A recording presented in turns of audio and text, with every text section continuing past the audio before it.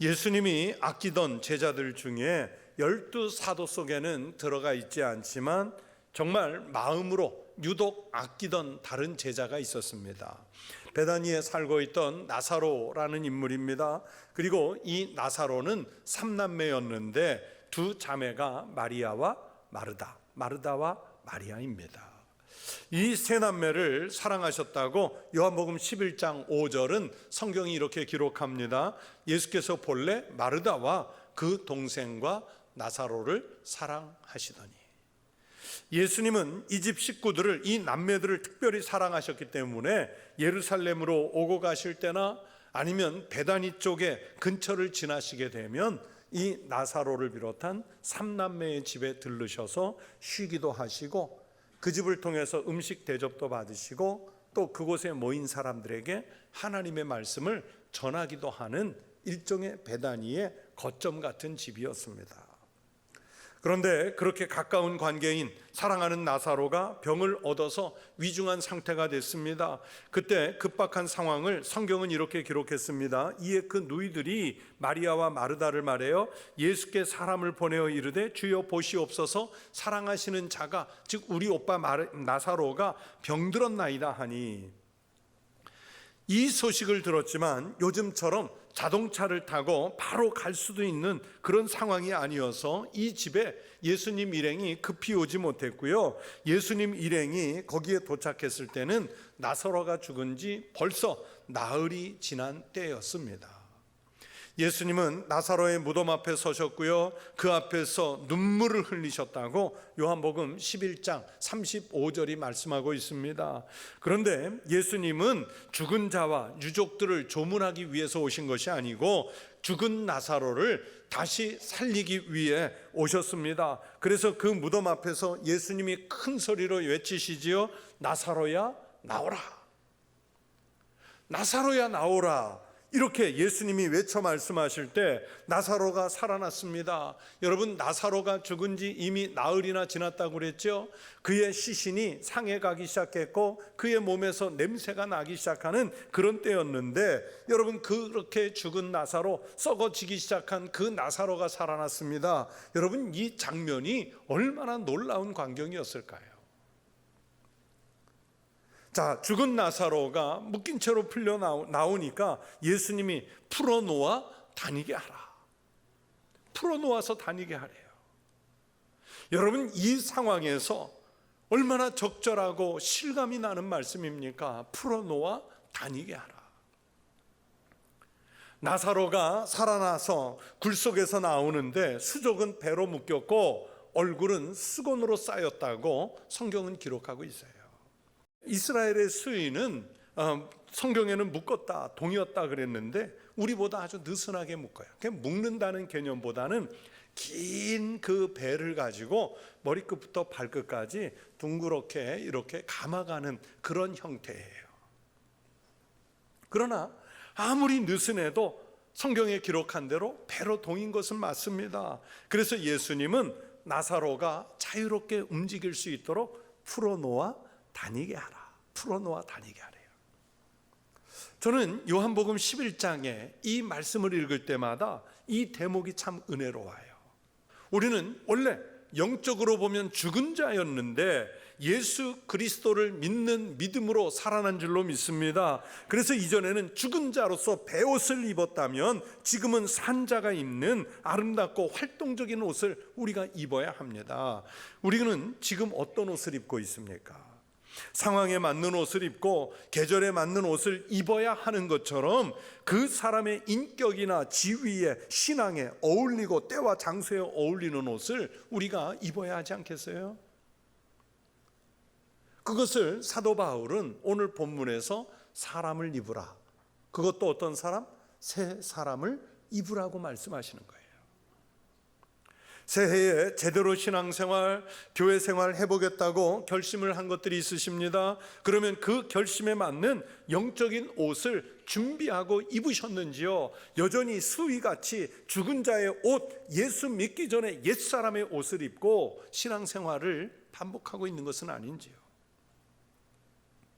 새해에 그리스도인으로서 우리가 새로운 삶을 살려면 어떤 옷을 입어야 어울릴까요? 오늘 성경이 말씀하는 것으로 우리가 입어야 할 그 바른 옷, 새 사람의 옷을 입는 것을 말씀을 드리려고 합니다. 보세요. 먼저 성경은 우리가 옷을 갈아입기 전에 먼저 입고 있던 옛사람을 벗어버려야 한다고 말씀하죠. 본문 22절 말씀을 보십시오. 너희는 유혹의 욕심을 따라 썩어져가는 구습을 따르는 옛사람을 벗어버리고, 우리가 새 옷을 입으려면, 적절한 옷을 입으려면 먼저 입고 있던 옷을 버려야 하잖아요. 그러면 우리가 예수 믿기 전에 입었던 옛사람의 옷, 수위와 같은 옷, 그 필요 없는 옷을 먼저 벗어버려야 하는 거예요. 여러분, 우리가 벗어야 할 그 옛사람이 무엇입니까? 예수 믿지 않는 사람의 생각, 예수 믿기 전에 행실이나 생각들, 이런 것들이 옛사람이에요. 죄 가운데 있는 생활, 어둠 속에 있는 생활, 육체의 욕심대로 사는 생활, 눈에 보이는 세상 중심의 생활, 이런 것들이 다 옛사람이에요. 예수를 믿는다고 하면서도 아직도 믿기 전과 똑같은 모습으로 사는 것과 같은 이런 옛사람을 먼저 벗으라고 말씀해요. 새 사람을 입기 전에 먼저 벗으라는 거예요. 이런 옛사람은 어디에 근거하는지 성경을 좀 더 살펴보십시다. 여러분, 옛사람은 그 마음이 허망한 데서 출발합니다. 욕심만 있지 채워도 채워지지 않는 그 쓸데없는 것을 따라가는 그 사람의 모습이 옛사람의 모습이에요. 그러면서 허망한 마음은 점점 굳어진 마음으로 발전하지요. 그래서 허망한 마음을 가지면 총명이 어두워지고 무지하고 마음이 돌같이 굳어집니다. 오늘 본문 바로 앞에 18절에서 그것을 말씀했어요. 그들의 총명이 어두워지고 그들 가운데 있는 무지함과 그들의 마음이 굳어짐으로 말미암아 어디에서 떠나 있다고요? 하나님의 생명에서 떠나 있도다. 하나님의 생명에서 떠나 있는 그 모습, 이게 옛사람의 모습이에요. 썩어져가는 구습의 모습이에요. 벗어버려야 할 옷인 거예요. 이런 사람은 자신의 잘못에 대해서 아무 감각이 없습니다. 돌같이 굳은 마음은요, 하나님의 심판하심으로 깨질 때까지 기다리는 사람들이에요. 그 결과 굳어진 마음은 하나님을 알지도 못합니다. 하나님을 그래서 대적하지요. 하나님이 주시는 평안과 기쁨과 소망을 모르고 삽니다. 하나님의 생명이 그에게 없는 사람입니다. 정말 내 몸이 아픈데도 아픈 줄조차 모르는 이런 무감각한 통증이 없는 상태를 말합니다. 그러니 그 사람이 얼마나 불쌍해요. 그래서 직접적으로 19절에서는 이런 말씀도 해요. 그들이 감각 없는 자가 돼요. 감각 없는 자, 자신을 방탕함에 방임하여 모든 더러운 것을 욕심으로 행하되, 더러운 것에 자기가 던져졌는데도요 감각이 없어요. 하나님 앞에서 부끄러움이나 두려움이 없어요. 영적 감각이 없는 겁니다. 그래 곧 방종하지요. 무슨 행동이든 합니다. 더러운 것을 행합니다. 더러운 이익을 위해서라면 아무 행동이라도 다 해요. 부분적으로 더러운 것이 아니라 아주 광범위하게 더러워요. 그래서 마지막 동사가 행한다라는 단어를 썼는데, 허망한 마음이나 돌같이 굳어진 마음, 이 방탕한 행동을 자연스럽게 행하는 사람들, 이게 옛사람이에요. 여러분, 성경에 보시면 이스라엘 백성들이 자기네가 말은 선민이다, 우리는 하나님으로부터 택함을 받은 하나님의 백성이다 말은 하면서도 그 생활은 전혀 하나님의 선민다운 삶을 살아내지 못하는 경우를 많이 보잖아요. 그럴 때마다 하나님은 이스라엘을 징계하시고 그 이스라엘은 패망합니다. 여러분, 같은 말로 하자면 우리가 그리스도인, 하나님께 속한 사람이라고 말하면서도 우리에게 여전히 이방인과 같은 생활을 청산하지 못한 분이 있습니다. 예배당에 와서 앉아 있으나, 아니면 아무개 교회 교인으로 등록은 돼 있으나, 우리가 하나님을 믿는 그리스도인이라는 이름을 쓰나 여전히 옛사람을 그대로 입은 채로 살고 있는 이가 많다는 뜻이에요. 여러분, 새해를 맞아 제대로 신앙생활 하시면서 그런 옛사람의 생각들을 먼저 과감히 벗어버리는 그런 성도 되시기를 축원합니다. 그래서 그 옛사람을 버린 후에야 우리가 비로소 새 사람을 입을 수 있다고 오늘 성경은 말씀해요. 새 사람을 입어야 하는데 어떻게 새 사람이 될 수 있습니까? 본문 23절, 24절 말씀을 다시 한번 보세요. 오직 너희의 심령이 새롭게 되어 하나님을 따라 의와 진리의 거룩함으로 지으심을 받은 새 사람을 입으라. 이 앞에 새 사람을 입으라는 말 앞에 지으심이라는 단어가 나오죠. 이게 주목할 단어예요.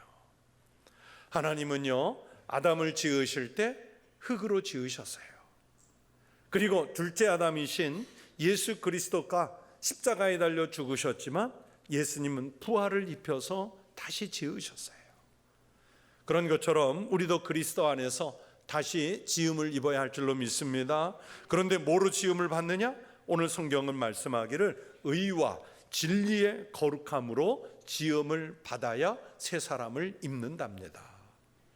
그래서 의로 지음을 받는다는 것은 모든 생활 가운데 하나님 앞에서 올바르고 그리스도인으로서 충실한 삶을 사는 것을 말해요. 또 거룩함으로 지음을 받는다는 것은 이 거룩이라는 단어가 그렇잖아요. 세상과 구별돼서 악에 물들지 않은, 그래서 성결한 삶을 사는 것을 말합니다. 하나님은 우리의 육체를 지으신 분입니다. 그리고 그리스도 예수 안에서 의와 거룩함으로 우리를 새 사람으로 지으시는 분인 줄로 믿습니다. 그리스도 안에서 날마다 새 사람으로 지음을 받으라는 거예요. 그래서 그 새 사람으로 지음 받는 것을 사도 바울은 이 본문 앞뒤로 두 가지 정도를 얘기해요. 새 사람이 되기 위해서 그 한 가지는 예수 그리스도에게 배워야 한다는 거예요. 오직 너희는 그리스도를 그같이 배우지 아니하였느니라. 옛사람은 그리스도를 배우지 않은 사람이에요. 새 사람은 그리스도를 배운 사람이에요. 여러분, 여기서 배운다는 것은 지식으로만 배우는 것이 아니라 생활 속에서 인격적인 교제를 통해서 배운 것을 말합니다. 예수님을 생각해 보세요. 예수님은 제자들에게, 학생들에게 공부 가르치듯이 주기도문을 기도로만 가르치신 것이 아니라 예수님 자신이 기도하는 모습, 그리고 기도의 힘으로 살아가는 삶을 예수님이 삶으로 제자들에게 보여주시잖아요. 예수님은 사랑이라는 항목을 지식으로 가르치신 것이 아니라 3번이나 부인한 베드로를 용서함으로 사랑을 몸으로 가르치시잖아요. 예수님은 말만, 이론으로만 순종을 가르치시는 것이 아니라 예수님 자신이 십자가에 달려 죽기까지 하시면서 그렇게 친히 우리에게 하나님께 대한 순종의 모범을 직접 보여주시지 않습니까? 우리가 새 사람을 입으려면 바로 그리스도께 배워야 한다고 사도 바울은 말씀한 거예요. 여러분, 우리가 죽은 자에게서 배우는 데는 한계가 있겠죠. 책이나 기록으로 배우는 건 한계가 있어요. 예수 그리스도는 지금도 살아계신 줄로 믿습니다. 하나님 보좌 우편에 앉아 계시면서 성령을 우리에게 보내주셨고, 그래서 우리가 성령을 통해 살아계신 주님과 날마다 교제함으로 주님을 배울 길을 열어주신 줄로 믿습니다. 또 말씀을 통해, 성경을 통해 배울 것을 우리에게 말씀하셨어요. 진리가 예수 안에 있는 것 같이 너희가 참으로 그에게서 듣고 또한 그 안에서 가르침을 받았을진데. 가르침을 받으래요. 뭘로? 예수 그리스도 안에 있는 진리로. 성경을 말하지요. 이방인들은 허망한 마음이 있고 또 총명이 없는데 우리에게는 우리의 총명을 깨워줄 진리가 있어요. 그러므로 그 진리를 깨닫기 위해서, 가르침을 받기 위해서 날마다 말씀을 읽고 말씀을 듣고 묵상하고, 읽고 듣고 묵상한 말씀대로 살라는 거예요. 청년이 무엇으로 그의 행실을 깨끗하게 하리까? 주의 말씀만 지킬 따름이니이다. 여러분, 새해에 정말 신앙 안에서 새 사람 되기를 원하십니까? 그러면 말씀의 은혜를 받으시기 바랍니다. 말씀의 은혜를 입지 않으면요, 즉 말씀의 가르침이 없으면 새 사람 될 수 없습니다. 그리고 말씀을 받은 대로 그것을 지키며 살아가시기 바랍니다. 말씀을 듣는 일, 말씀을 읽는 일, 말씀을 배우는 일에 집중하시기 바랍니다. 말씀을 듣고 행해서 새 사람이 되는 올 한 해 새해가 되시기를 주의 이름으로 축원합니다. 그러면서 사도 바울은 그런 과정을 통해 새 사람을 입은 우리, 오늘 본문 25절부터 32절을 통해 새 사람이 될 수 있는 구체적인 행동 지침을 아주 간략하게 5가지를 말씀하셨어요. 그 5가지를 여러분에게 제시합니다. 첫 번째는 거짓말을 하지 말래요. 거짓말을 하지 말래요. 그런즉 거짓을 버리고 각각 그 이웃으로 더불어 참된 것을 말하라. 이는 우리가 서로 지체가 됨이라. 여러분, 사탄은요 거짓말의 아비예요. 우리는 하나님의 자녀이기 때문에 거짓과는 상관이 없이 참되라고 말씀하는 거예요. 여러분, 거짓은요 개인 자신의 인격을 파괴하고, 가족들 간에 거짓이 있으면 가정이 파괴가 되고, 또 교회 안에 거짓이 난무하면 교회가 파괴가 되고, 또 내가 직장이나 이웃들 속에서, 공동체 속에서 거짓이 있으면 그 공동체가 깨지는 거예요. 그래서 참말만 하라는 거예요. 정직하라는 거예요. 아담과 하와가 에덴 동산에서 여러분 처음 범한 범죄가 무엇입니까? 거짓이었잖아요. 우리의 인류의 조상 아담과 하와의 범죄가 에덴 동산을 파괴했고요, 또 우리 인류의 역사에 그의 후손들에게 원죄를 씌우는 원인이 됐지 않습니까? 초대교회가 최초로 범한 죄가 거짓이었고, 하나님은 그 초대교회를 위기에 빠뜨린 그 초대교회 교인의 거짓말, 아나니아와 삽비라의 거짓말을 죽음으로 심판하시잖아요.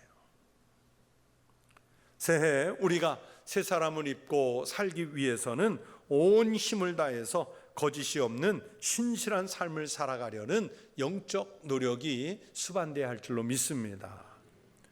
또 2번째는 새 사람을 입을 때 분을 내지 말라고 말씀했어요. 우리가 완벽하게 분을 안 낼 수는 없겠지만 절제해야 됩니다.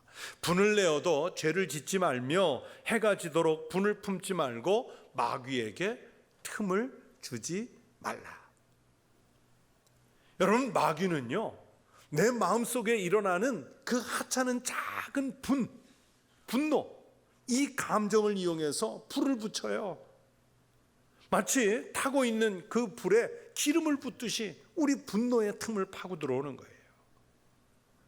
가끔 거룩한 분노라고 하는 것이 있기는 하지만, 그러나 대부분은 분내는 목적이나 분을 표하는 방법이나 분을 내는 시간이나 내가 분을 낼 때 그 대상이 언제나 올바른지 생각해 봐야 돼요. 혹시 내 마음속에 간혹 분이 일어날지라도 그거 오래 간직하면 안 되고요, 우리가 마귀에게 틈을 주는 그런 여유가 있어서는 안 돼요. 성령께서 내 안에 내주에 계셔서 내 마음을, 내 이성을, 내 언어를 언제나 통치하시도록 하나님께 맡기셔서 우리 마음속에 분이 일어나면 빨리 제거되도록, 마귀에게 틈을 주지 않도록 오래 우리의 감정을 잘 다스리며 사시기를 바랍니다. 또 3번째, 새 사람을 입기 위해 도둑질하지 말라고 말씀하죠. 도둑질하는 자는 다시 도둑질하지 말고 돌이켜 가난한 자에게 구제할 수 있도록 자기 손으로 수고하여 선한 일을 하라. 여러분, 이 도둑질은 남을 해치는 거잖아요. 뭐 칼을 들고 어떤 무기를 들고 위해를 입히는 이것만이 그 상해가 아니고요, 도둑질하는 것 자체가 이웃을 해하는 거예요. 사탄은 해치고 죽이기 위해서 왔는데, 도둑질하는 자는 바로 그런 마귀, 사탄의 종으로 쓰임을 받는 거예요. 재물을 훔쳐서도 안 되고요, 타인의 양심을 훔쳐서도 안 되고요, 다른 사람들이 받은 은혜를 훔쳐서도 안 됩니다. 우리는 소극적으로 도둑질을 하지 않는 것을 넘어서서 적극적으로 일을 해서 남을 돕고 선한 일을 하는 것이 새 사람을 입은 사람의 모양이라고 오늘 바울이 말씀해요. 그래서 가난한 자에게 구제할 수 있도록 자기 손으로 수고해서 선한 일을 하라고 오늘 말씀하시잖아요.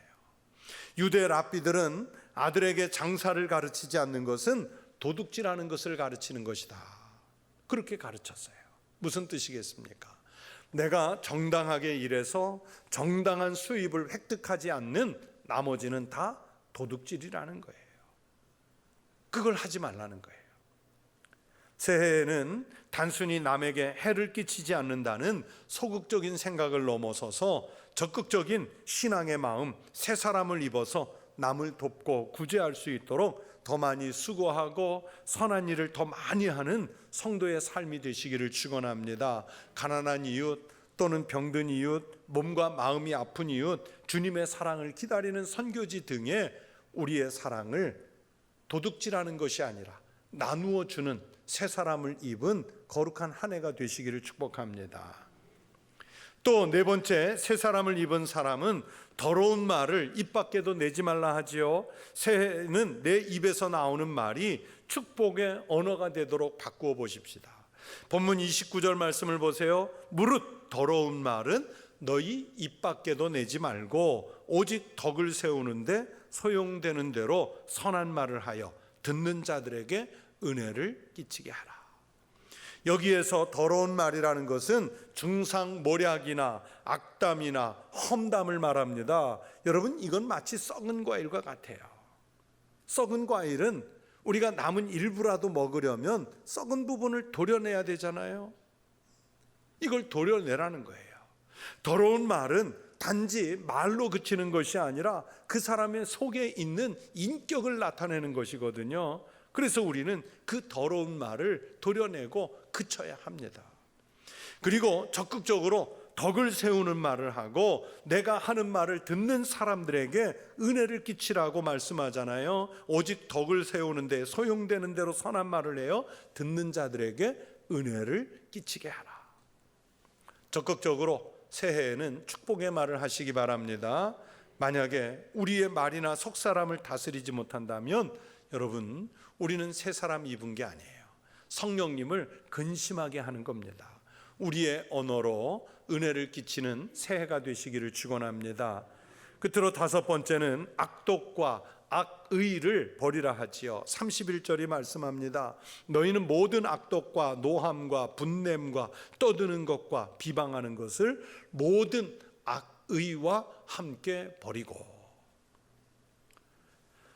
여러분, 쌍둥이 형제였던 에서는 자기 동생 야곱에게, 쌍둥이의 동생 야곱에게 장자권 뺏겼죠. 축복권 뺏겼죠. 그러니 마음에 분이 일어나서 그 동생 죽이려고 하는 악독한 마음을 품었어요. 20년이 지난 후에 극적으로 화해할 때까지 이런 악독한 마음을 먹었었어요. 그 악독한 마음을 먹고 살았던 20년 동안 에서의 삶은 얼마나 피폐했을까요? 반면에 형님들에게 은 20에 팔려서 애굽에 노예로 끌려갔던 요셉을 생각해 보세요. 요셉은 자기를 돈 받고 팔아버린 형들을 용서했어요. 오히려 나중에 형들을 만난 다음에 뭐라고 말합니까? 형님들 염려하지 마세요. 나를 이곳에 먼저 보낸 분은 형님들이 아니라 하나님이십니다. 하나님이 형님들을 통해 나를 이곳에 팔았기 때문에 오히려 우리가 터잡을 수 있는, 그리고 내가 이 지위에 올라갈 수 있게 됐습니다. 그러면서 오히려 형들을 안심시키고 하나님의 뜻을 행하잖아요. 현장에서 가늠하다 붙잡힌 여인을 돌로 치기 위해 사람들이 모여들었습니다. 그때 예수님이 사람들을 돌로 보시면서 뭐라 말씀하십니까? 죄 없는 자가 돌로 치라. 아무도 치지 못하고 오히려 떠나가 버리잖아요. 예수님이 사람들의 마음속에서 악독한 마음을, 악의를 제거하시잖아요. 서로 친절하게 하며 불쌍히 여기며 서로 용서하기를 하나님이 그리스도 안에서 너희를 용서하심과 같이 하라. 악의를 버리고 그렇게 살라고 오늘 본문 32절이 말씀해요. 여러분, 그리스도인의 진정한 축복이 무엇이라고 생각하십니까? 바로 옛사람을 벗고 새 사람을 입는 복인 줄로 믿습니다. 천국에서 여러분 누가 부자일까요? 이 땅에서 많은 재물을 획득했다가 마지막 죽어 관에 입관해서 넣을 때 거기에 좋은 예물들 많이 넣어주는 사람이 과연 천국에서 부자일까요? 아닙니다. 그리스도 안에서 새 사람 입은 사람인 줄로 믿습니다. 우리는 옛사람을 입든 새 사람을 입든 둘 중에 하나는 택해야 됩니다. 새 사람 되기를 사모하는 자에게 이번 2023년에 새 사람이 되는 축복이 있으시기를 축원합니다. 새해 2023년은 그래서 우리의 영혼이 새로워져서 지금까지와는 다른 새 사람의 삶을 사는 진짜 복을 누리는 믿음의 원년이 되시기를, 신앙의 새해가 되시기를 주의 이름으로 축원합니다.